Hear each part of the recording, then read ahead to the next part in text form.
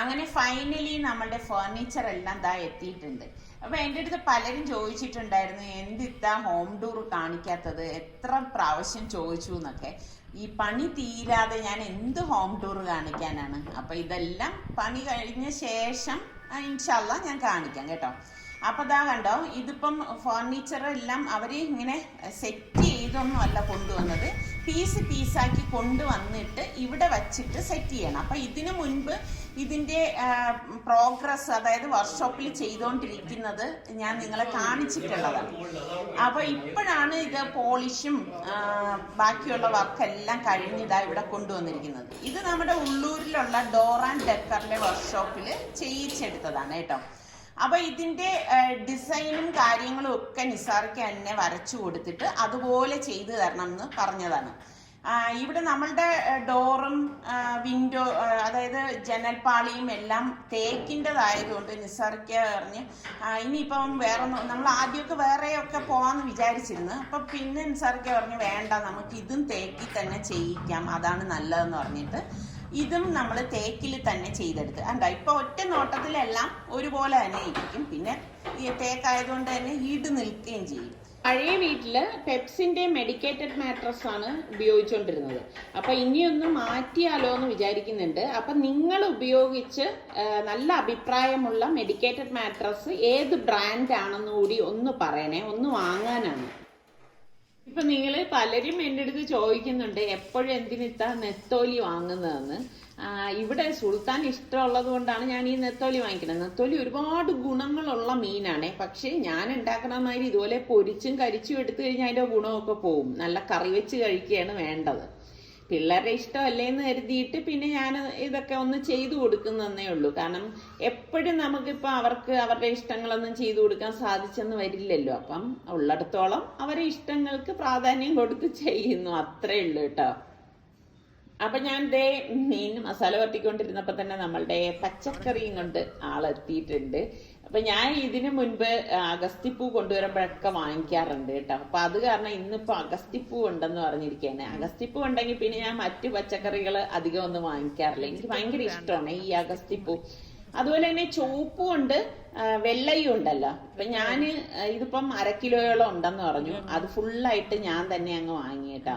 അതാണ്ട ഇങ്ങനെയാണ് ഇതിരിക്കുന്നത്. പലരുടെയും വീടുകളിൽ കാണുമല്ലോ ഈ അഗസ്തിപ്പൂ. ആരുടെയൊക്കെ വീടുകളിൽ ഉണ്ടെന്ന് കൂടി ഒന്ന് പറയണം കേട്ടോ. നിങ്ങളുടെ അടുത്ത് ഞാൻ നിങ്ങള് ഇത് പറയണം എന്ന് പറയുമ്പോൾ നിങ്ങളുടെ ആ സ്ഥലം കൂടി രേഖപ്പെടുത്തണം കേട്ടോ. അപ്പൊ ഇപ്പൊ എനിക്ക് നല്ല 2-3 എപ്പിസോഡിൽ നിങ്ങളുടെ സ്ഥലം കൂടെ പറയുന്നതുകൊണ്ട് എനിക്കിപ്പോ നല്ല പരിചയമാണ് കേട്ടോ.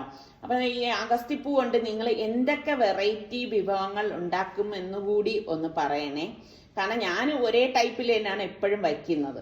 അപ്പം വെറൈറ്റി ആയിട്ട് നിങ്ങൾക്ക് അറിയാമെങ്കിൽ അതും കൂടി എനിക്കൊന്ന് പറഞ്ഞു തരണം കേട്ടോ. ഞാനും ചെയ്തു നോക്കാമല്ലോ.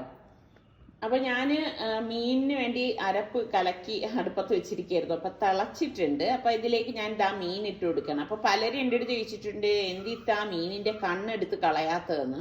അതൊക്കെ ഇരിക്കുമ്പോഴല്ലേ മീൻ കറിക്ക് ഒരു ഭംഗി ഉണ്ടാവണത്. അപ്പൊ നമ്മൾ നന്നായിട്ട് കഴുകിയിട്ട് എടുക്കുന്നതല്ലേ, അതുകൊണ്ട് അതൊന്നും വലിയ പ്രശ്നമുള്ള കാര്യമൊന്നും അല്ല കേട്ടോ. അപ്പോൾ കറിവേപ്പിലയൊക്കെ ഞാൻ ഇട്ട് കൊടുക്കുകയാണ്. അപ്പൊ ഈ മീൻ കറിയാണ് ഞാൻ ഇതിനു മുൻപ് നിങ്ങളുമായിട്ട് ഷെയർ ചെയ്തത്. അപ്പൊ ഞാൻ എപ്പോഴും അത് കാണിക്കുമ്പം ഒരേ റെസിപ്പി തന്നെ കാണിക്കുന്ന ബോറല്ലേ. അങ്ങനെ നമ്മളുടെ അഗസ്തിപ്പൂവൊക്കെ ഞാൻ വൃത്തിയാക്കി എടുക്കുകയാണ്. ഞാൻ അതിൻ്റെ ആ മൂട്ടിലുള്ള ഒരു ഇത് എടുത്ത് കളഞ്ഞിട്ട് ആ പൂവിനെ ഇളക്കിയെടുക്കും. ഇതും ഞാൻ ചിലതെടുക്കും ചിലതെടുക്കൂല കേട്ടോ.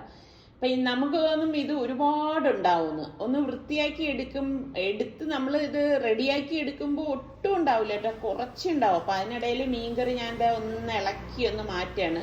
മീൻകറിയൊന്നും നമ്മൾ ഒരുപാട് നേരമായിട്ട് അങ്ങ് വേവിക്കാൻ പാടില്ല കേട്ടോ, എങ്കിൽ അതിന്റെ ടേസ്റ്റ് നഷ്ടപ്പെടും.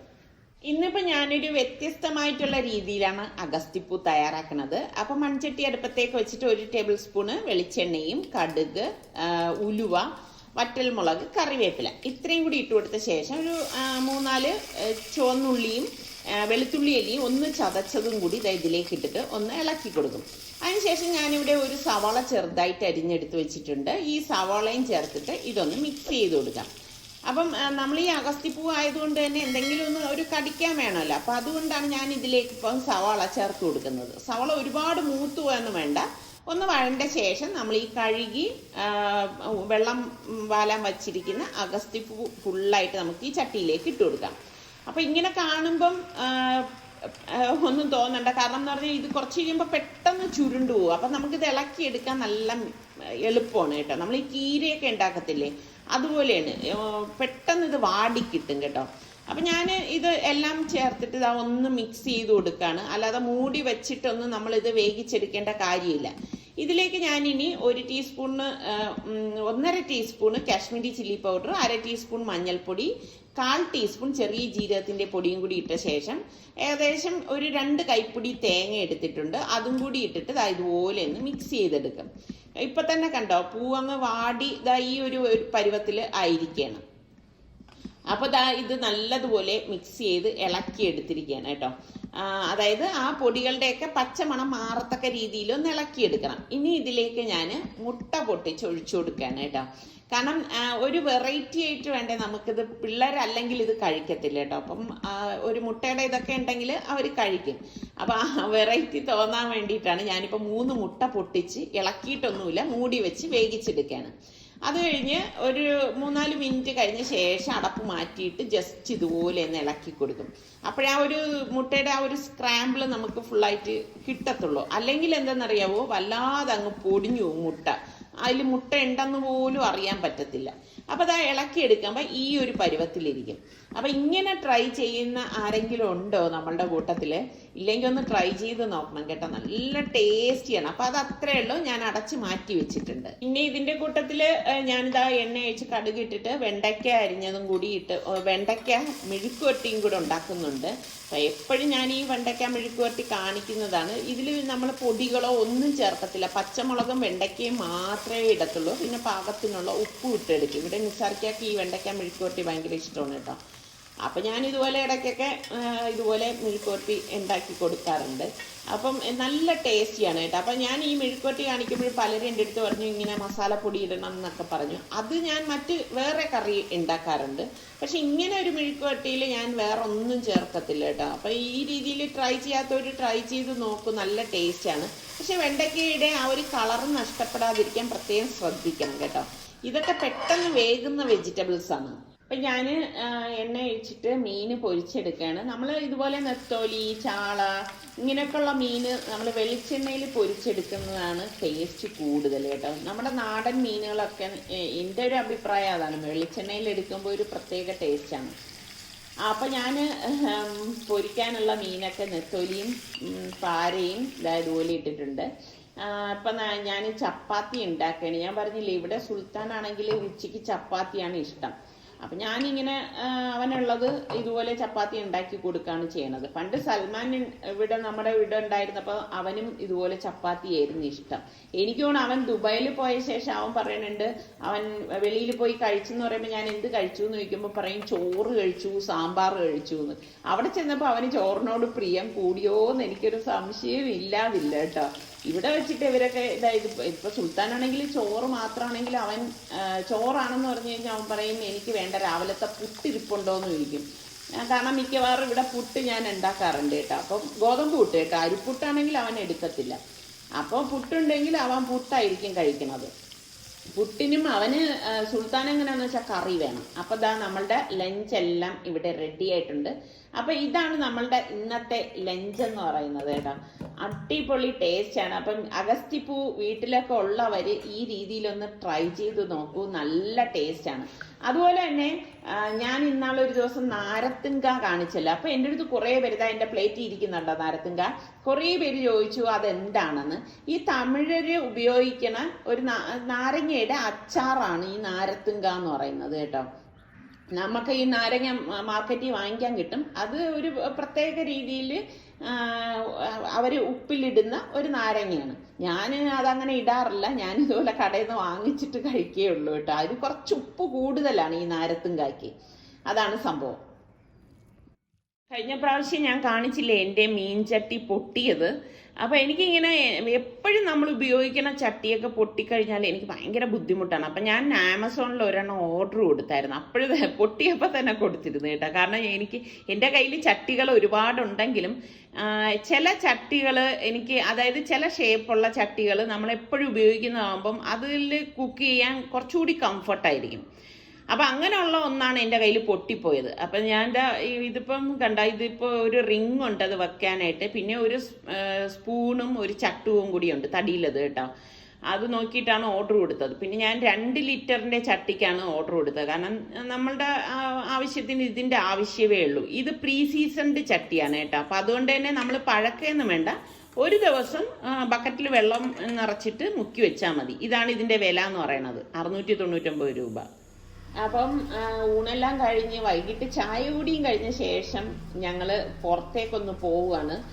ഞാനും നിസാറിക്കായി മാത്രമേ പോകണുള്ളൂ. കർട്ടൻ ഒന്ന് നോക്കണം. ഞാനാണെങ്കിൽ ഇങ്ങനെ ഒരു കടയിൽ നിന്ന് മാത്രം നോക്കിയിട്ടൊന്നും സെലക്ട് ചെയ്യാറില്ല കേട്ടോ. അതുകൊണ്ടാണ് ഞങ്ങളുടെ അവിടെ എല്ലാം കാലതാമസം ഉണ്ടാവുന്നത്. കാരണം ഞാനിങ്ങനെ നോക്കിയും കണ്ടും പതിയെ ഇങ്ങനെയുള്ള കാര്യങ്ങളൊക്കെ സെലക്ട് ചെയ്യത്തുള്ളൂ.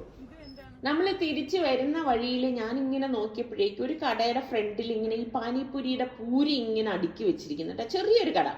അപ്പൊ ഞാനിവിടെ ട്രിവാൻഡ്രത്ത് ഞാൻ അങ്ങനെ കണ്ടിട്ടില്ല കേട്ടോ. അപ്പൊ ഞാൻ നിസാറിക്കടുത്ത് പറഞ്ഞു എനിക്ക് പാനിപ്പൂരി വേണമെന്ന് പറഞ്ഞ് അത് കഴിക്കാൻ കയറിയാണ്. നല്ല ടേസ്റ്റ് ഉണ്ടായിരുന്നു കേട്ടോ.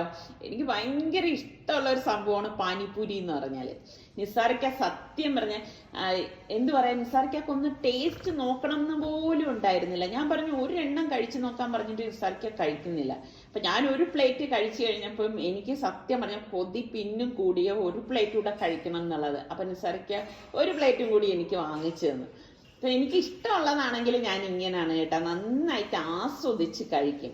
അപ്പൊ അത് കഴിച്ചപ്പോഴുണ്ട്, ഞാൻ നോക്കുമ്പോഴുണ്ട് ദഹിപൂരി അവിടെ പടത്തിൽ കണ്ടിട്ട്. അപ്പൊ ഞാൻ പറഞ്ഞു എനിക്ക് 2 പീസ് മതി എന്ന് പറഞ്ഞപ്പോൾ അവർ പറഞ്ഞു ഒരു പ്ലേറ്റിൽ 4 എണ്ണമാണെന്ന് പറഞ്ഞപ്പം അതും ഒരു പ്ലേറ്റ് വാങ്ങിച്ചിട്ട്. ആരും കണ്ണൊന്നും വെക്കണ്ട, കാരണം എന്താ വെച്ചാൽ എനിക്ക് ഇഷ്ടമുള്ളതായതുകൊണ്ട് ഞാനിങ്ങനെ വാങ്ങിച്ച് കഴിക്കണതാണ്.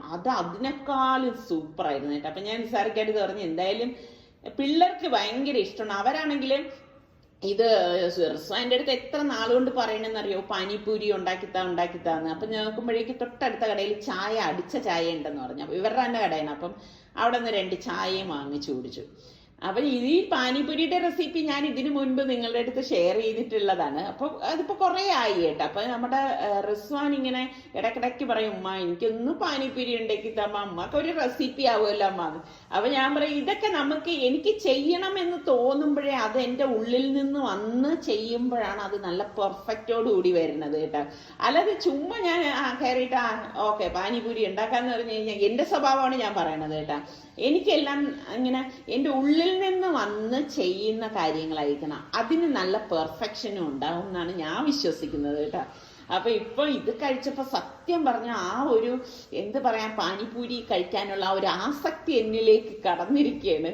അപ്പൊ ഞാൻ വിചാരിക്കുന്നുണ്ട് ഇനിയിപ്പോ എന്തായാലും ഞാൻ പാനിപ്പൂരി നിങ്ങൾക്ക് തീർച്ചയായിട്ടും അതിൻ്റെ ഒരു റെസിപ്പി ഷെയർ ചെയ്യാം കേട്ടോ. പിന്നെ മോമോസ് ഉണ്ടായിരുന്നു, മോമോസും വാങ്ങിച്ചു. അപ്പൊ സുൽത്താൻ ജോലിയിൽ ഇരിക്കുന്നത് കൊണ്ട് ഇവര് മുകളിൽ കൊണ്ടുവച്ചിട്ടാണ് കഴിച്ചിരുന്നത് കേട്ടോ, സുൽത്താന് കൊടുക്കുന്നത്. അപ്പൊ ഇതൊക്കെ തന്നെയാണ് നമ്മളുടെ ഇന്നത്തെ വിശേഷങ്ങൾ എന്ന് പറയുന്നത്. അപ്പൊ ഇന്നത്തെ നമ്മളുടെ ഈ എപ്പിസോഡ് നിങ്ങൾക്ക് ഇഷ്ടമായിട്ടുണ്ടെങ്കിൽ ലൈക്ക് ചെയ്യാനും ഷെയർ ചെയ്യാനും ഒന്നും മറന്നു പോരുതേ. അതുപോലെ തന്നെ നമ്മളുടെ ചാനൽ കണ്ടുകൊണ്ടിരിക്കുന്നവരിൽ സബ്സ്ക്രൈബ് ചെയ്യാതെ കാണുന്ന ആരെങ്കിലും ഒക്കെ ഉണ്ടെങ്കിൽ നിങ്ങൾക്ക് നമ്മളുടെ ചാനൽ ഇഷ്ടപ്പെട്ടാൽ ഒന്ന് സബ്സ്ക്രൈബ് ചെയ്യാനും അടുത്ത് കാണുന്ന ബെല്ലൈക്കൺ പ്രസ് ചെയ്യാനും ഒന്നും മറന്നു വരുതേ. ബെല്ലൈക്കൺ പ്രസ് ചെയ്യുമ്പോഴേക്കും അതിൽ ഓൾ എന്നൊരു ഓപ്ഷൻ കാണും. അപ്പൊ അത് വേണം നിങ്ങൾ ക്ലിക്ക് ചെയ്യാൻ. അപ്പൊ അത് ക്ലിക്ക് ചെയ്യണം എന്തെന്ന് വെച്ചാൽ നമ്മൾ ഇതുപോലെ വീഡിയോസ് ഒക്കെ പോസ്റ്റ് ചെയ്യുമ്പം നിങ്ങൾക്ക് നോട്ടിഫിക്കേഷൻ കിട്ടാൻ വേണ്ടിയിട്ടാണ്. അപ്പോൾ അടുത്തിനി നമുക്ക് നല്ല റെസിപ്പിയോ ബ്ലോഗോ ഇട്ടൊക്കെ വരാം. അതുവരയ്ക്കും എല്ലാവർക്കും ബൈ.